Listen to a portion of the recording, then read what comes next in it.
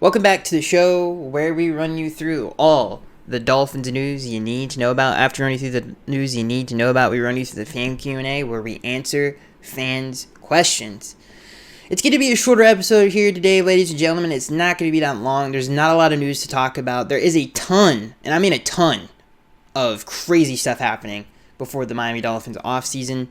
We think about the Deshaun Watson situation, how deep free agency is going to be, the draft, you got the Senior Bowl coming up. There's a lot going on. If you're a Dolphins fan right now, your head's probably spinning. So we're going to do our best to break that down here today. Not to mention the offensive coordinator situation here. So let's start with the Deshaun Watson situation. This comes from Pro Football Rumors. Really, we're just going to update you on some of the things that maybe we didn't talk about in last week's episode. So, again, this comes from Pro Football Rumors. Many in the Houston Texans organization believe that Deshaun Watson has taken his last step as a Houston Texan in the 2020 season. Reportedly, they have had in-house talks on trade partners for Deshaun Watson within the organization, the organization of the Houston Texans. Reportedly, and this comes from ESPN, this part, Deshaun Watson prefers Miami as a trade destination. It has been reported that he likes the culture that Brian Flores has built in Miami.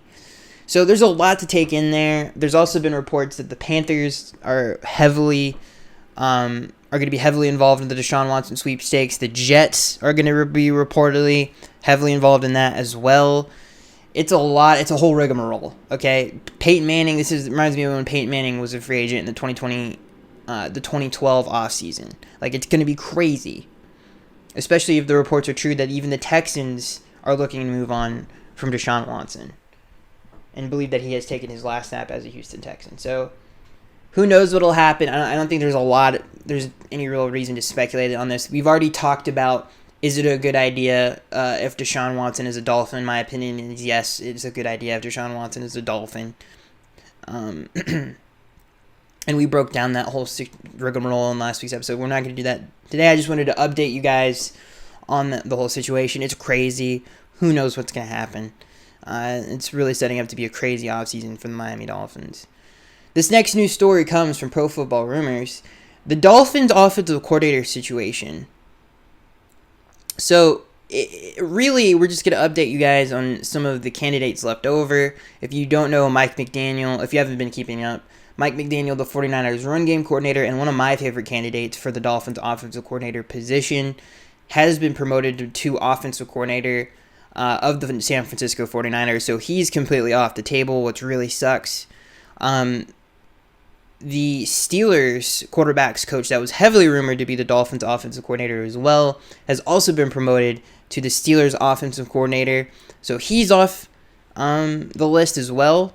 Really, the only people that are left are Eric Studesville, however you say his name, the running backs coach for the Miami Dolphins, and the tight ends coach for the Miami Dolphins, and Pep Hamilton, the Los Angeles Chargers offensive coordinator, are really the only three that are left. In my opinion, out of those three, when you talk about the tight ends coach for the Dolphins and the running backs coach for the Dolphins being promoted to offensive coordinator, I'm not really a big fan of that. Who knows if it would work out? It might work out, and I trust what Brian Flores really wants to do there. But I would rather, if I had to choose between the three, if it was between those three, I would probably choose Pep Hamilton. He's got a good track record with young quarterbacks. Obviously, had some success with Justin Herbert, has some success with Andrew Luck in the past. He's also had success as a coach elsewhere. He had some success in the XFL. He was the head coach and I think the general manager of the DC Defenders. And I think they actually were having a good season, if I remember correctly, before that whole thing went under. So he's had a good track record as a coach. And everywhere he's gone, he's had success. So I like Pep Hamilton. I think he'd be a good fit here. And at least we would have a good understanding of what scheme he would bring to Miami. And we really don't know what, Eric would do or the tight ends coach for the Dolphins would do. We don't really know what they would do. And I think out of those three, I would prefer Pep Hamilton. So we'll see what the Dolphins end up doing.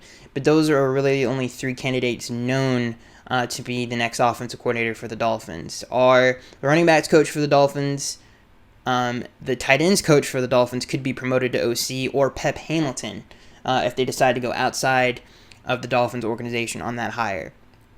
I still love the idea of Doug Peterson being the Dolphins offensive coordinator.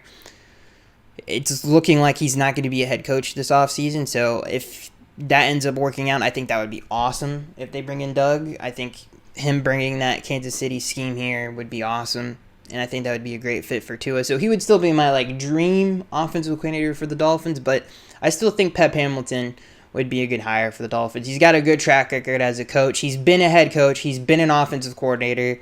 He's been a general manager of a professional team before. So he's done it all. And he's had experience calling plays in the National Football League. Unlike some of the other guys on the... if we decide to promote someone within the organization to be the offensive coordinator, I don't like the idea of a rookie play caller being matched up with Tua. I think Tua needs someone who's done it before, who's had success doing it before. I think that I would be most comfortable with going forward, and I think Pep Hamilton, because he's had the track record, because he's had the experience, I think is the best fit for the job out of those three candidates, in my opinion. But I still would love Doug Peterson. If somehow the Dolphins could work that out, I think he would be a good hire for the. He's obviously had a ton of success as a play caller, and he's been obviously has experience as a play caller as well. He's not just coming in with no experience. And same thing with Pep Hamilton. I think I would take the experienced play caller over a new play caller for sure, especially with a rookie quarterback. I hope all of that was kind of coherent, because it's a lot to kind of go over, especially with the Deshaun Watson situation and break down, and especially with these offensive coordinators. I hope I did a half-decent job for you guys breaking that down. Let's see here. What's next on the list? What else do we have on the list here? I think that's it for news, ladies and gentlemen. Okay, we have another news story here. And it's concerning the Senior Bowl. So if you don't know, the Dolphins and Panthers are going to coach the Senior Bowl. And Devontae Smith, obviously Alabama's superstar wide receiver, is going to be at the Senior Bowl now. He has thrown his hat in the ring, and he's going to be there. So it's going to give the Dolphins an up-close look and a chance to really coach Devontae Smith. And, obviously that's good because the Dolphins need receivers. They have the third overall pick. If they don't decide to maybe trade down, maybe stay there and select him, that gives them a better idea of how good Devontae Smith actually is. So that's actually huge news for the Dolphins, because if you looked at the Senior Bowl roster, there's not a lot there. And I was like, okay, yeah, it's cool that we're coaching this, and then maybe we can find a diamond in the rough. But there's no real names that I love on that list, so adding Devontae Smith is awesome. And for the a chance for the Dolphins to coach him is awesome. This next news story comes from... I don't even think we gotta talk about this. This whole situation is actually stupid. Comes from ESPN. So if you don't know, reportedly anonymous sources have come out within the Dolphins organization saying that they don't believe in Tua, or aren't sold on Tua, I should say. And this news story kind of connects to that. This comes from ESPN. Miami Dolphins coach Brian Flores reaffirmed support for Tua Tagovailoa. This is what Brian had to say. He said, quote, this is from Brian Flores regarding the Tua situation. He says, a lot of attention gets paid to Tua, but I thought he made a lot of improvement over the course of the season. I'm excited about the future with him, Flores told ESPN. He's a young player. He's talented. He bounced back from the hip. I think this is a big offseason for him. That year 1 to year 2 jump will be important, like it is for all rookies. So that's what Brian had to say. Obviously, Brian likes Tua, and the whole story that some teammates on the team anonymously obviously said they're not sold on Tua. First of all, let's talk about that for a second. We got to talk about it. I completely forgot about that, and we almost left the news without talking about this. So the fact that some teammates reportedly obviously said they're not sold. First of all, I'm not sold on L. If it was anybody on the offense, I nobody take that seriously. And even on the defense for that matter. We got blown out 56 to 26 in the last game of the season. Okay, nobody played well in that game, number one. And to be frank, on offensively, I'm not sold on anybody on this offense. Except Tua, really. I have the most confidence in Tua. Tua and Mike Gesicki and Myles Gaskin are probably as far as that goes, and some of the rookie offensive linemen. But those guys are rookie and young. What the heck do they know about the NFL? Okay? So most of the people on the offense, like Devontae Parker, or even, I don't even know, Isaiah Ford or Jakeem Grant, who the heck... Dude, I honestly... obviously, we're not sold on any of those guys, but who in the world on this team should say anything about Tua, especially after that last game in the season, for God's sakes? In the way that everybody performed on the team. It takes a group effort to lose that bad to a team, especially give up 56 points? I thought that was hilarious that anyone could come out and have the gall to come out and say something like that after the performance that they put on the field the last game of the season. I mean, that's an actual joke. We're talking about a rookie quarterback here. And there have been players on this team that have been on this team for 6 years and haven't done anything. That have been disappointing, like Devontae Parker and Jakeem Grant. And some of those players. Like, how and why do they deserve to say anything about a rookie quarter? Like, stuff like this is just annoying. It's as if you're pointing fingers. It's like, how about we point fingers at yourself, for God's sakes? I swear, if it was anybody on this offense, as sorry as they played the last month of the season, for God's sakes, we'd have 11 wins if it wasn't for the offense. It was a group effort while you guys sucked, for God's sakes. You barely could get off. I mean, it is what it is. I mean, we couldn't run the ball. We couldn't consistently have anybody to throw the ball to. Do you see all those drops against Buffalo, for God's sakes? Even Devontae Parker had the case of the drops in the last month of this season. And he's hurt constantly. He's had 1,000-yard season in his tenure as a Dolphin. It's like, who the heck said this? About the only one I could even... Okay, I'm fine with them saying it. Is probably Xavier Howard. Maybe Emmanuel Ogbah, Jerome Baker, and Byron Jones. And he's even on thin ice. Okay? It's like, who would say that after... It's one of the worst performances... Well, definitely one of the worst performances to end out a season in Dolphins history. I mean, it was awful. I mean, Matt Barkley came in, was throwing lasers on our first team defense, for God's sake. So nobody has any room to talk, especially after that game. Everybody's got to be better. Over here pointing fingers, for God's sakes. I mean, maybe if we could stop bootlegs and run and constantly in the run game against Denver, we wouldn't have had this issue. We would have had 11 wins and we would have been in the playoffs. I mean, we could point fingers at anybody.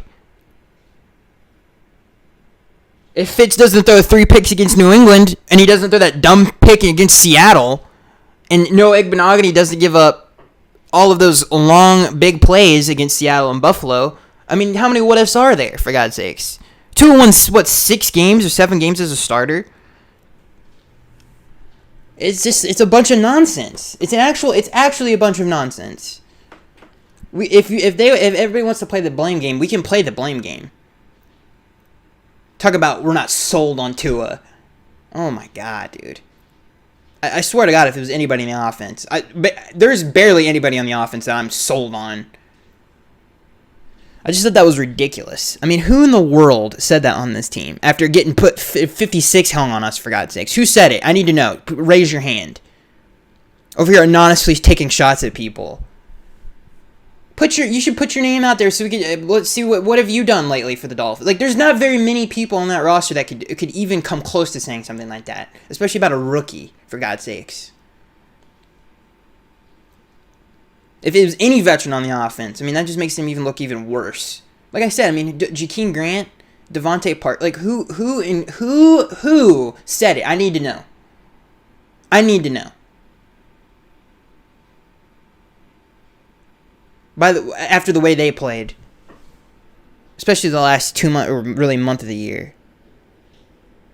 And staying on the Tua topic, people that keep saying that they didn't see Tua, have to really make a play or push the ball down the field or do something himself to really make a play on the offense. And if there's no, we didn't see enough of him. If there's nothing there that he can actually make something happen, does the Cardinals game not exist, ladies and gentlemen?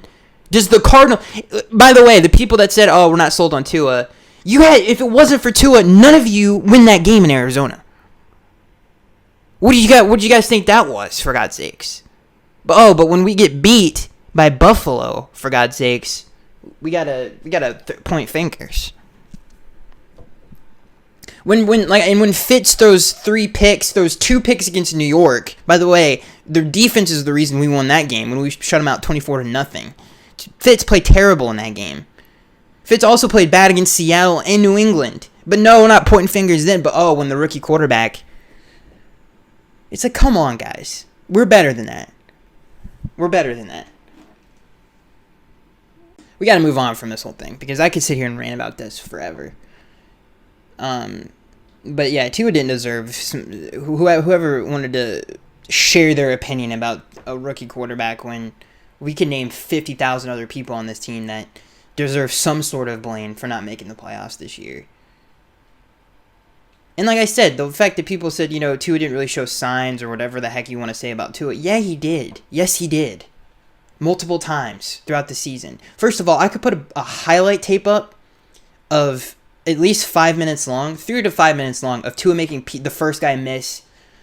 And I'm talking about people coming free that Tannehill would have taken all of those sacks. But Tua does that little hip move that he does. That dip and hip. I'll call it the hip and dip move. And he avoids the sack and he makes a play downfield. There's a many plays I could put,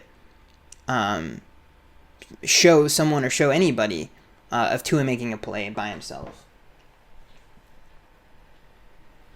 It's just ridiculous, dude. It's actually ridiculous. The whole Tua thing is getting out of hand. It really is. Tua won 6 to 7 games as a rookie, barely threw any interceptions, for God's sakes, with a no-run game, and no one to throw the ball to on a consistent basis. Everybody was dropping McDropperson, and my hamstring hurts, okay? Or even you throw the opt-outs in there, for God's sakes, and Chan Gailey running 50 bootlegs a game and won't stop running RPOs. I'm not saying it's not all, Tua didn't have his faults. Yes, Tua had his faults, but the whole Tua blame game needs to stop, especially with some teammates in the organization. I mean, come on.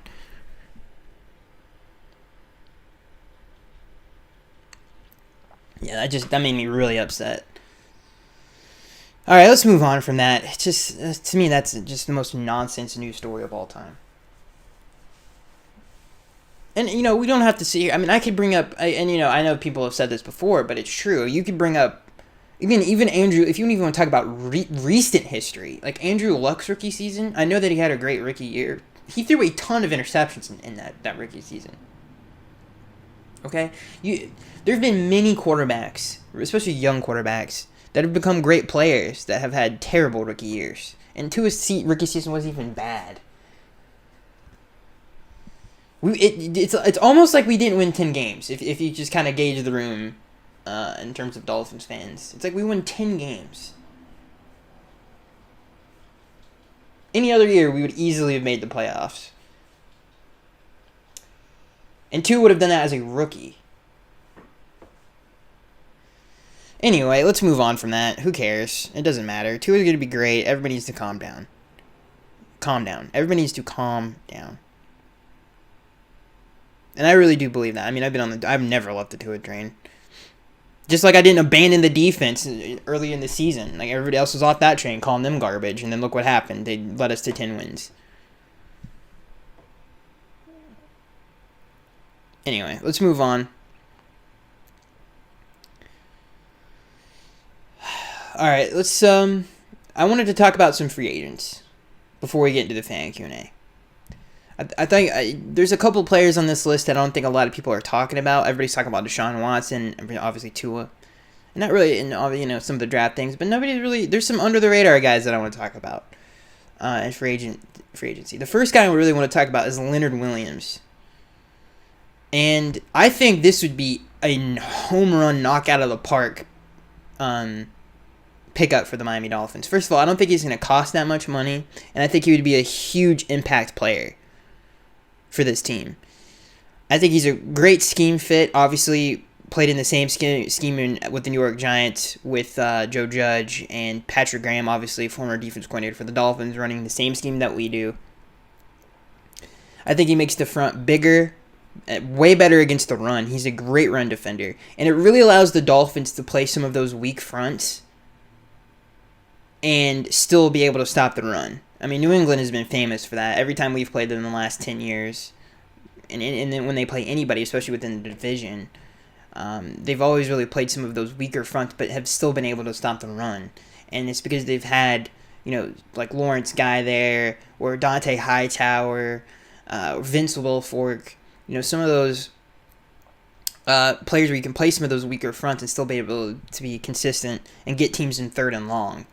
And that's where obviously you want teams to be within this scheme. I mean, wherever if you build this defense right, you're going to be a great third down defense. And the Dolphins were a really good third down defense the last half of the first year Brian Flores was here, and they were a great third down defense the entire season, obviously of the 2020 season. And he really will allow us to play, like I said, some of those weaker fronts and get teams in more third and long. And I think our defense would be greatly improved if he was added. So I love Leonard Williams. Obviously, he has a lot of familiarity with the scheme. And like I said, I think he would really help the interior of the defensive line. He's very versatile, can play defensive end, defensive tackle. And like I said, he can really allow us to play some of those lighter fronts and still be really good against the run. So I love Leonard Williams, and not to mention the fact that I don't think he will cost all that much money. So I would love if the Dolphins would pick him up. Some of the other names that I think are under the radar, Joe Thuney or Thuney, or however you say his name. Obviously, he was rumored for a long time for the Dolphins to actually trade for Joe. That didn't end up happening. I hope I actually spoke English on that. It sounds like I did. I kept messing up. Anyway, that didn't happen, which was unfortunate. But I know a lot of you guys think, and I still don't. I don't want to give up on some of the younger players, but the lack of the run game is kind of alarming. I think the best thing again the Dolphins did this this past season was pass protect. I thought they did a good job in that area, but obviously much to be desired in the run game. Even though we got the run game going in the last few games of this season. If they're looking, obviously Ted Karras is on a 1-year deal. He's a free agent. If they're looking at upgrades and to upgrade the interior part of the offensive line, Joe Thuney, however you say his name, would be a perfect addition. He's great. He's a great run blocker. He's a great pass protector. He's one of the best interior offensive linemen in the National Football League.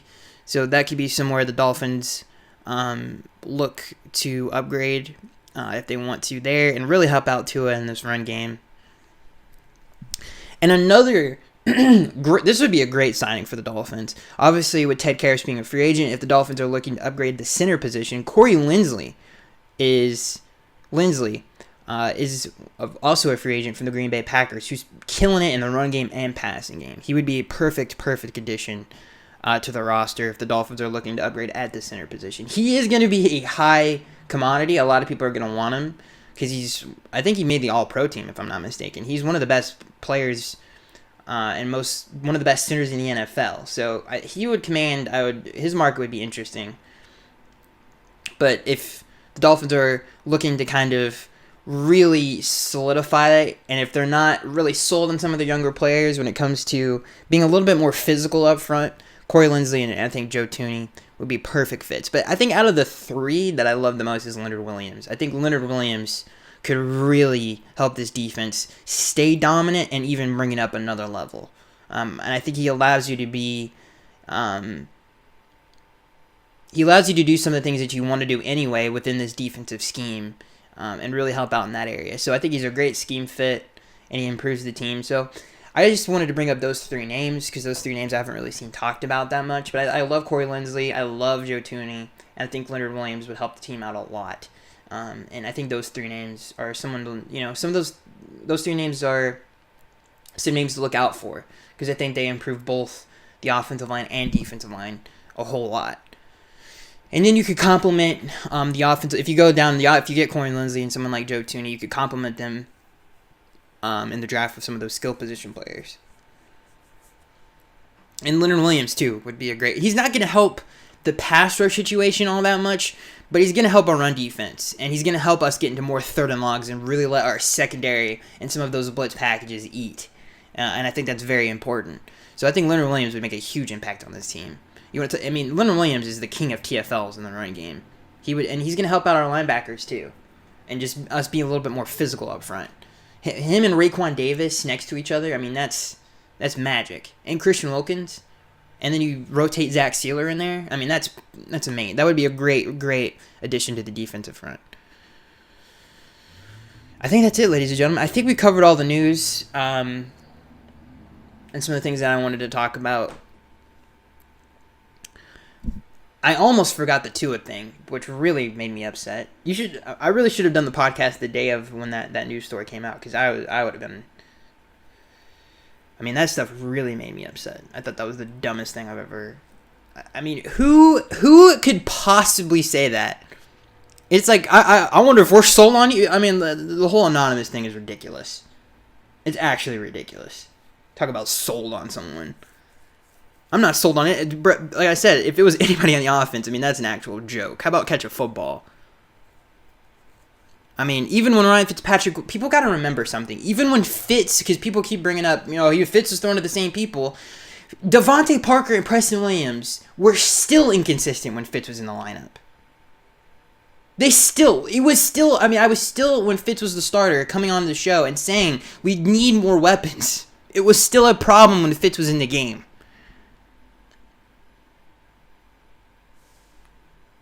We still didn't have a run game with Fitz in there.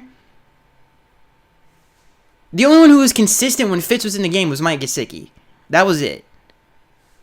Yes, Preston Williams had a 100-yard game against San Francisco. Yes, Devontae Parker had a couple of nice games with Fitz in there. But they still weren't consistent. We still had the same issues when Fitz was in the game in terms of consistency from the skill position players. And again, like I said, we had no run game. So people have to remember that too. It's not on Tua because their production went down. Their production was still down when Fitz was in the game.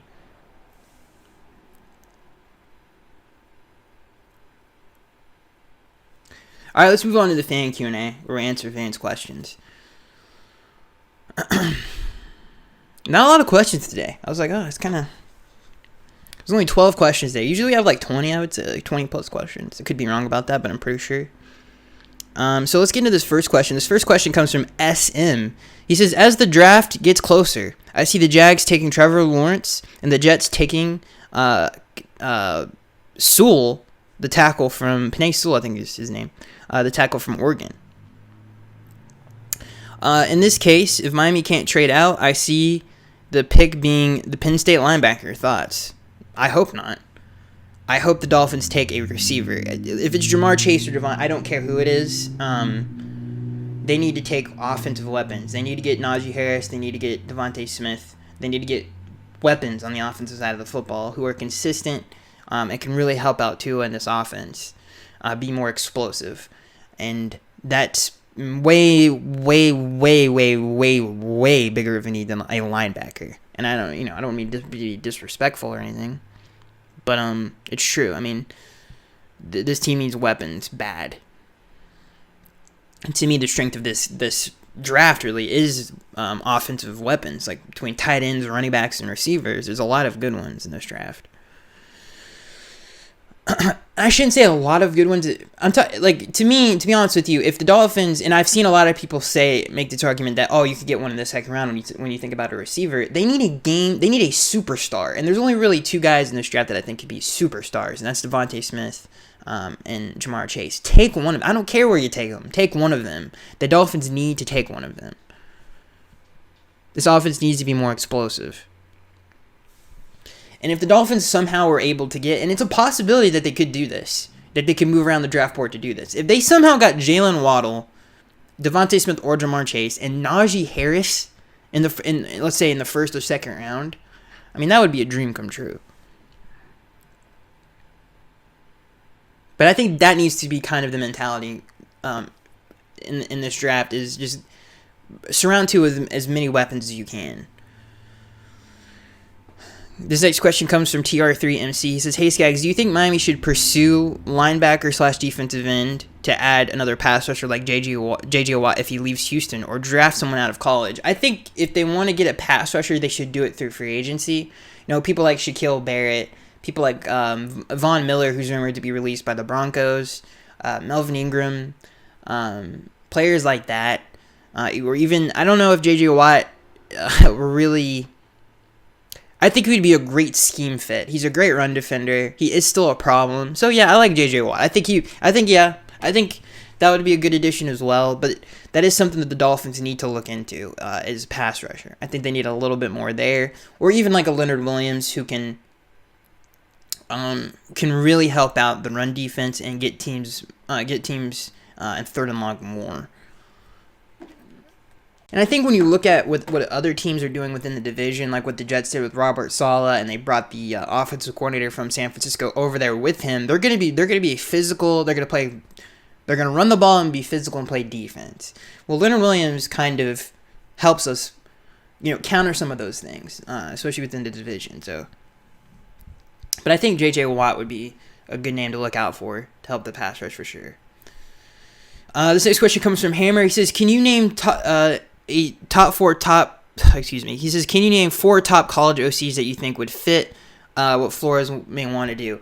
No one really comes to mind, and most of them have either stayed at their school or taken other jobs. So I don't think there really is anyone from college that could be that could upgrade to. We'll see. Maybe there is, but I think most of the bigger names are kind of taken. This next question comes from Jack Pack 18. He says, "Which one of the free agent signings from this season disappointed you the most?" For me, it was Shaq Lawson. Pretty minimal impact for what he was getting paid. Who disappointed me the most? I don't know if anybody really disappointed me. I think I was pretty. I actually liked all of them. Even Shaq Lawson. I think Shaq Lawson was pretty. I think he was pretty serviceable for his contract. He made plays up front in the run game and passing game. I thought he was good. I didn't think he was bad at all. And maybe there's someone I'm forgetting, but off the top of my head, I don't. Landon Roberts was awesome. Grugier Hill was awesome. Even Fedulum on special teams was pretty good. Who else? Byron Jones was really good for us. So there isn't really anybody that I was like, yeah. Ogbo was obviously outstanding. So there's no one that really comes to mind that was bad. This next question comes from Eric. He says, "Byron Jones this past season got burnt a few times this season. While I love Byron, do you think he's lost a step, or was it because teams were scared to throw to X?" So this is something that I think has nothing to do with Byron. There's 2 things to take into account here. Number one, we play such an aggressive style of defense when you talk about the man coverage that we play, that you're going to give up some deep throws, whether it's a 50-50 ball or you're just going to give up a deep throw every now and then. And the second thing I will say is, if we add another playmaker on the front 7, you're going to see way less of that. Like, way, way, way, way less of that. And I think it was kind of the combination of 2 things. Every scheme has a weakness, and those weaknesses will be exploited. Doesn't mean it's a bad scheme. It's just nothing is perfect. And the other thing I will say is the Dolphins do need a little bit more oomph in terms of a pass rush. If they get someone like a J.J. Watt, a Melvin Ingram, maybe a Shaquille Barrett, Von Miller, someone like that, it would really help out that aspect of the game and really kind of elevate this defense to another level. So I think, to answer your question, Eric, it's a combination of those 2 things. This next question comes from SM. He says, "GM Skaggs, here's the deal. Take it or leave it. If Tua, the 3rd pick, the 18th pick, and Xavier Howard and Mike Gesicki for J.J. Watt and Deshaun Watson, I'm going to have to probably... that's a lot. You want me to give up Tua, a 3rd, and an 18th... First of all, the 3rd pick is worth so much that I don't think... to ask for more than... If they said the 3rd pick... If it's the 3rd pick, Mike and Tua, I'll probably would make that deal, but I think that's maybe a little bit too much. I'm not giving up a first-team All-Pro corner and a really good young tight end and the 3rd pick and the 18th pick. You can definitely give up less for that. And really, the only thing I really want in that trade is Deshaun Watson. I'm not really going to give up. I'd give at max. I'm giving up a fourth or a third for J.J. Watt. I'm not giving up more than that. So I'm not. To be honest with you, I don't think I'd make that deal. I think we could get less for even Deshaun Watson. I don't think you would have to give up that much.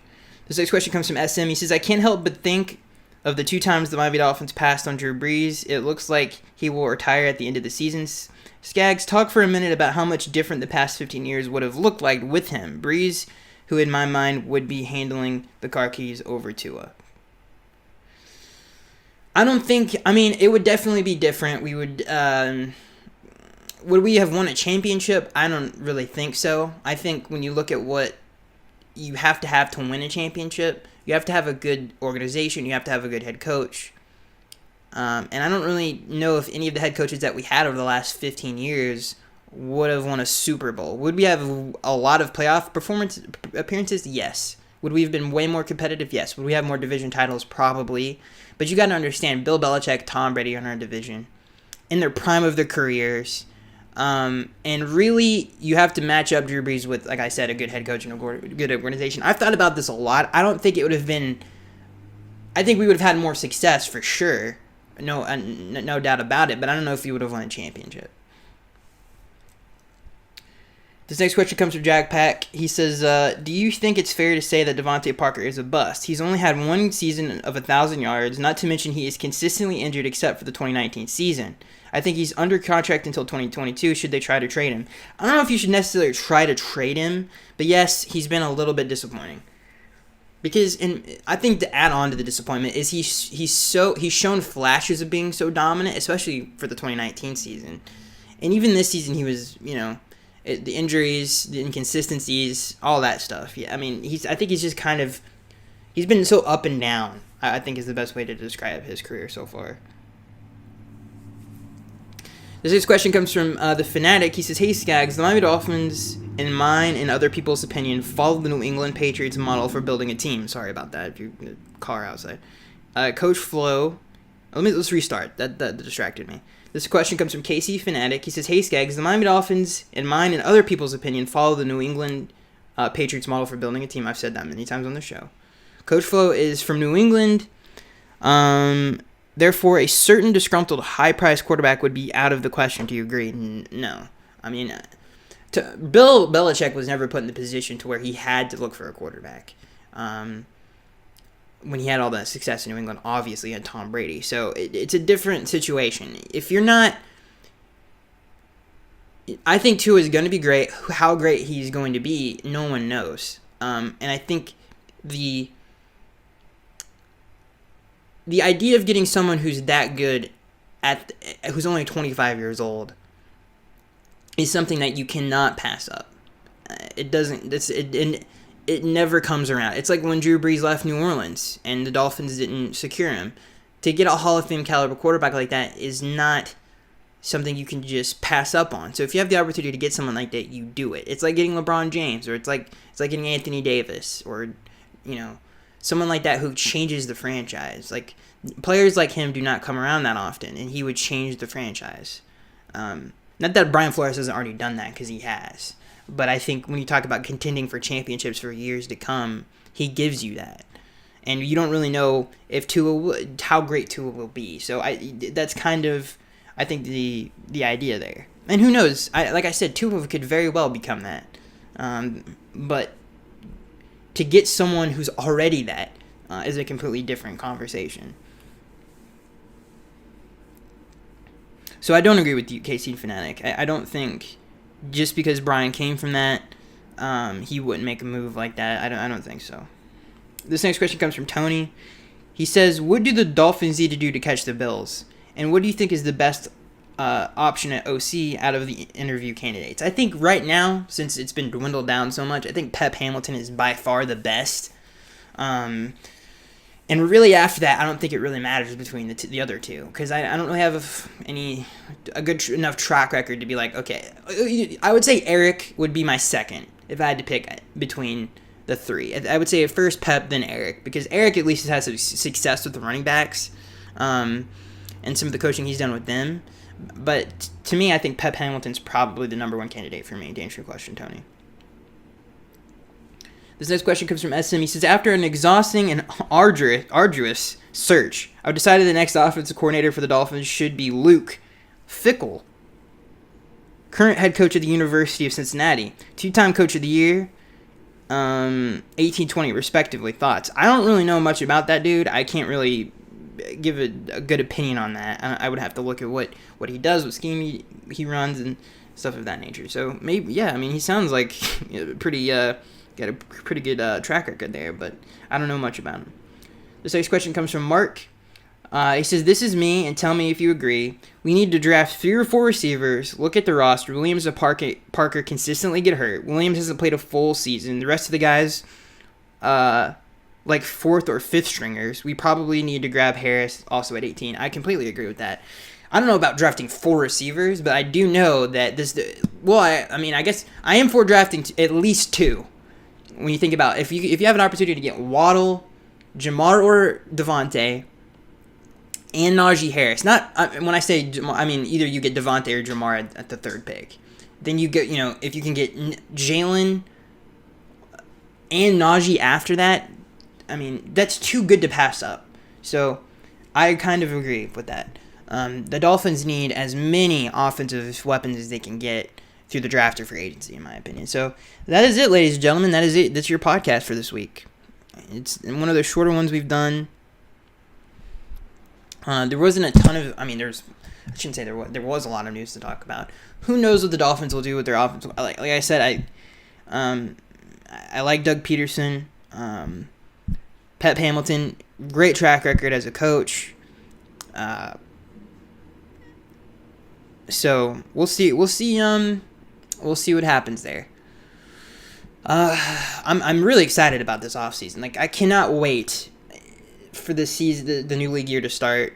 I think the Dolphins are going to be aggressive. And I just hope it's, like I said, I think the theme and what it should be centered around is getting as much help as possible for Tua. I think that needs to be the objective for this offseason. And hopefully they accomplish that. So that is it, ladies and gentlemen. I am Skyx1083. I hope you guys enjoyed the podcast. It was a little jumbled at the beginning of the show. I hope it's a good show. I felt it was a little bit jumbled at the beginning, but hopefully it came out well. And I'll see you guys in the next one.